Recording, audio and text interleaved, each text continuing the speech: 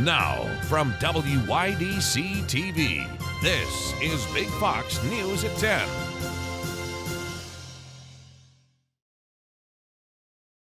Good evening, I'm Anna Manuel. A nonprofit that gives back to the Southern Tier by giving out medical supplies to those who need it the most. Our Josh Feldberg spoke to the organizers about their first year of service. The Med Shed is a place of hope for people in the Southern Tier. The Medical Equipment Distribution Shed, or better known as the Med Shed, located in Nichols, rents medical equipment out to those who need it. We charge nothing for anything, and they keep it as long as they want. And like Barb said, we encourage them to pass it on if they know of somebody that can use it after them. The Med Shed has been around since 2019, when they gave out 19 pieces of equipment. Word of the Med Shed exploded in 2020 when they gave out 358 pieces of equipment. In 2021, they expanded and had a second shed built where they can keep even more medical equipment. This July marks the first anniversary of the second shed and the explosion of the service. So far this year, the Med Shed has rented out over 600 pieces of equipment. Almost any piece of medical equipment you could be looking for can be found here. This includes wheelchairs, walkers, crutches, stools, braces, and so much more. Most of the equipment is donated to the shed, but they also buy some equipment with the monetary donations they receive. The operation is run by 3 community members who want to do everything they can to help those in need. With rising prices due to inflation, the Med Shed can be a literal lifesaver to some. We're here to serve everyone, no matter what the conditions are that they live in, if they're rich, if they're poor, if they need something for a week or a year or the rest of their life, we don't care. The Med Shed is located at the First Presbyterian Church of Nichols. If you would like to donate to or rent equipment from the Med Shed, you can do so by appointments only. Josh Feldberg, Big Fox News, Nichols. After the controversial hiring of Timothy Lohman, the officer who shot and killed 12-year-old Tamir Rice in 2014, a slew of resignations emerged from the borough's council. These resignations happening after the Pennsylvania State Attorney General Josh Shapiro revealed that state law was not followed when hiring Lohman. A review of state database and background check of Lohman were not performed during the hiring process. President Steve Hazlett and his wife Mary Beth Hazlett have resigned. The Tioga Borough Solicitor Jeffrey Loomis and Code Enforcer Andre Reed resigned as well. Reproductive rights are now protected for out-of-state residents of Pennsylvania.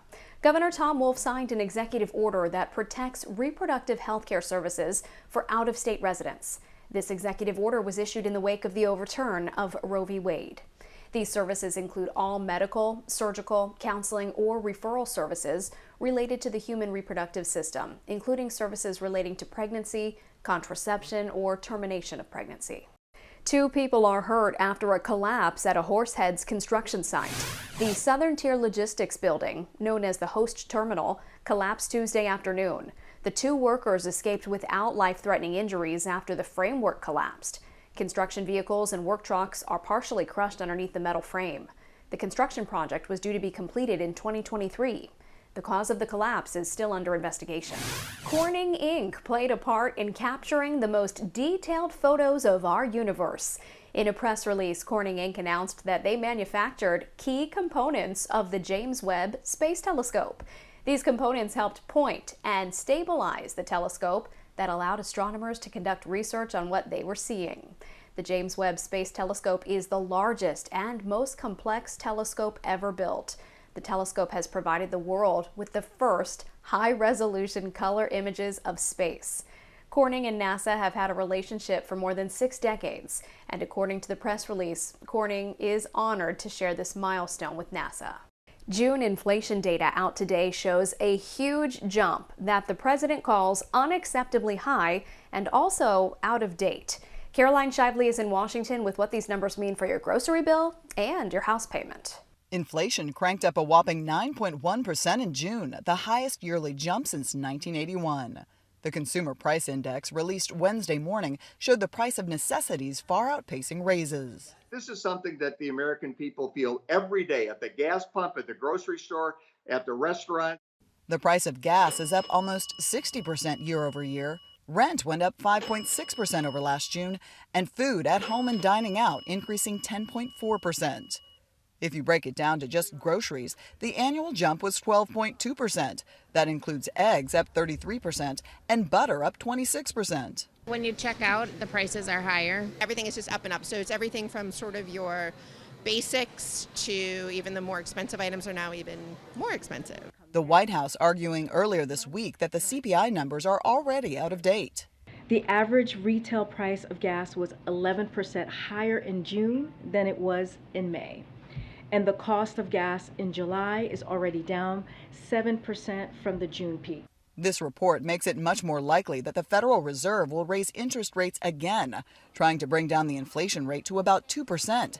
But that would also mean increased borrowing costs for consumers.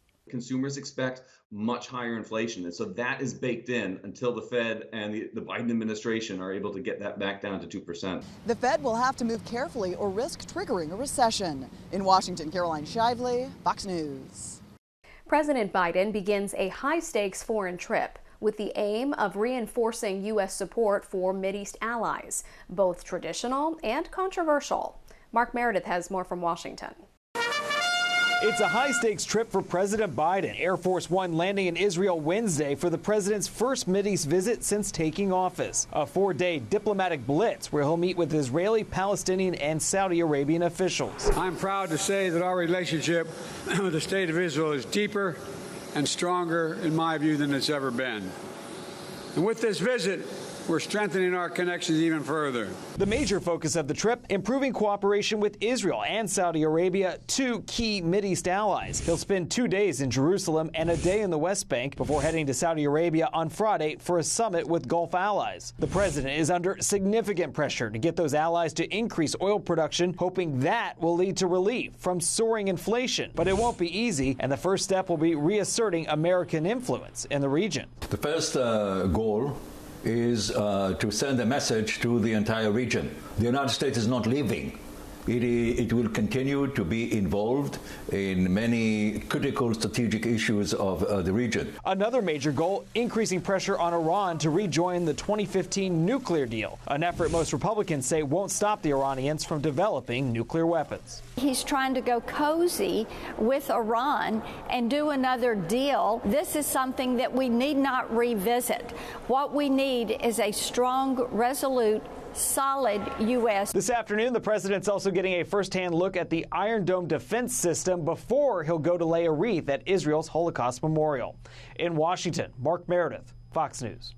Your complete forecast is next. Plus, how hot is too hot?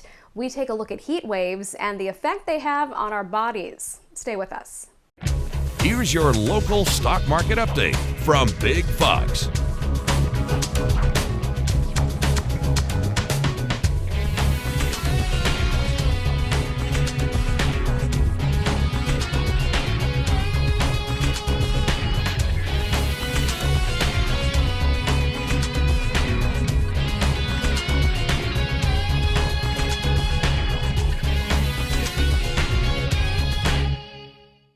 Now, your Twin Tiers forecast from Big Fox.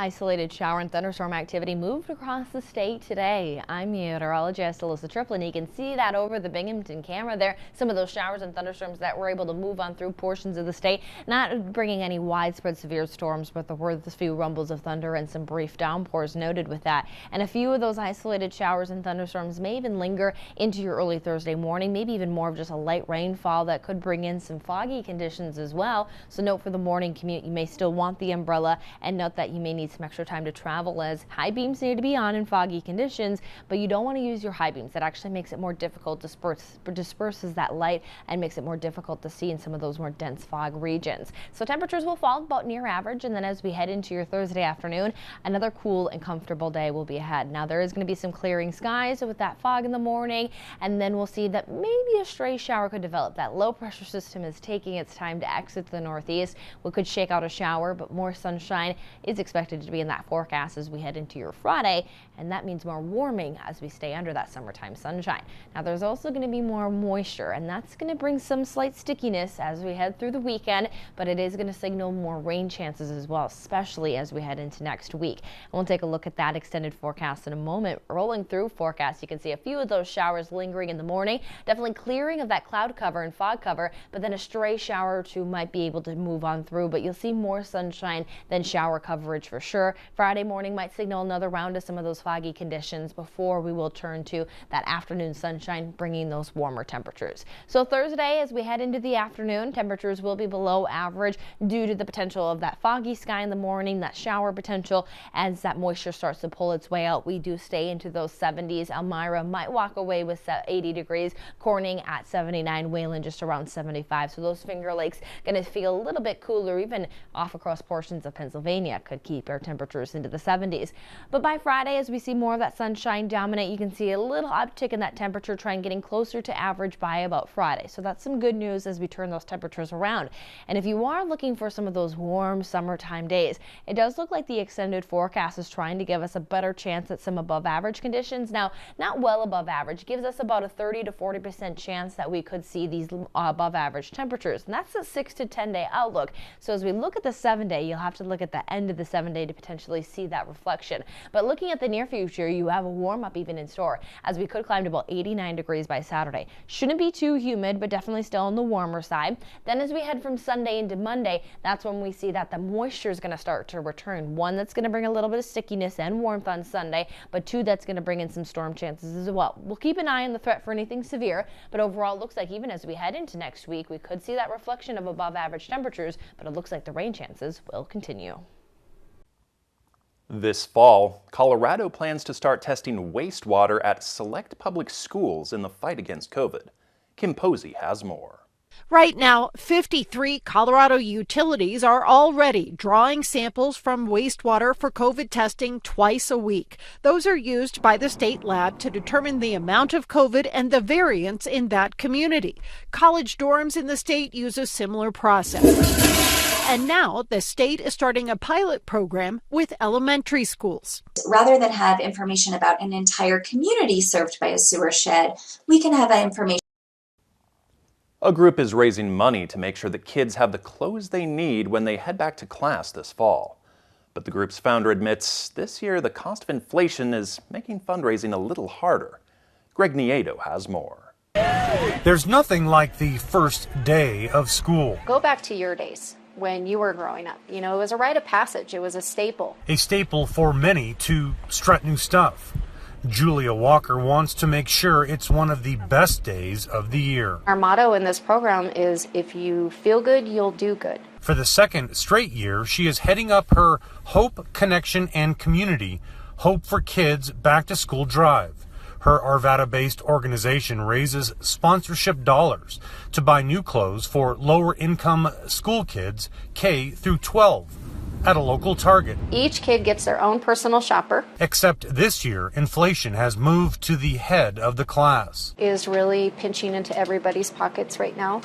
And so we're having a really hard time pulling in sponsorships to cover the 100 kids that our goal is set to sponsor this year. Hope, Connection, and Community also works to fill backpacks. Each backpack is full of markers and crayons and pencils and folders. Backpacks filled with goods to feed the mind, hopefully over clothes that enhance self-esteem. That way on their first day, they feel just as fantastic as any other kid walking through those doors. Residents living around Lake Murray in California are getting quite the surprise as parts of the reservoir flood.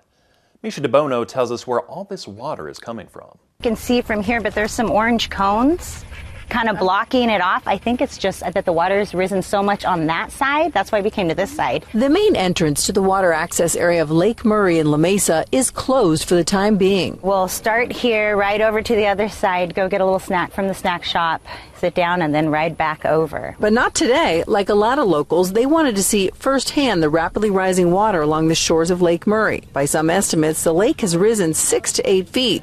Trees and normally crowded picnic tables now fully submerged. submerged. We would come down, we would bring our stuff, we come fishing here, you could sit there, the kids would throw rocks, skip rocks into the water. You'd have to walk a little bit down and you had the trees. Well, now the trees are at least, I want to say, up to like 6 feet in water. According to the city of San Diego, which oversees Lake Murray and the Murray Reservoir, they lowered the water before the 4th of July, but then realized the reservoir developed an algae bloom. In a statement, the city writes in part, while the algae bloom resolves naturally, the Public Utilities Department has temporarily stopped using water from Murray. This has resulted in a higher water level at Murray Reservoir and minor impacts to the surrounding recreational activity. The city plans to resume using water from Murray in a couple of days, and the water level will decrease over the course of a few weeks. For those who have been coming here for decades, it's just an incredible sight to see. The picnic bench that we went to just now was almost entirely covered. Only the very top was exposed. So the kids were trying to kind of skip rocks through it, which was fun, but it was just, I've lived here since 1986, and I've never seen this. So again, the plan is to let Mother Nature do her magic, and hopefully all will right itself in the next couple of weeks. Stay with us. We'll have more for you right after this. We want to leave you with a smile. A man finds more than $2,000 while doing renovations in his 1930s home. Making major renovations to his home on Andrews Avenue in Wildwood, Pennsylvania, Rich Gilson dug up something in his front yard. He found 2 tightly wound cigar-shaped rolls of cash. More than $2,000 in vintage cash, in fact. The bills are in pristine condition and all minted in 1934. Gilson says he's not going to spend any of the cash and says the two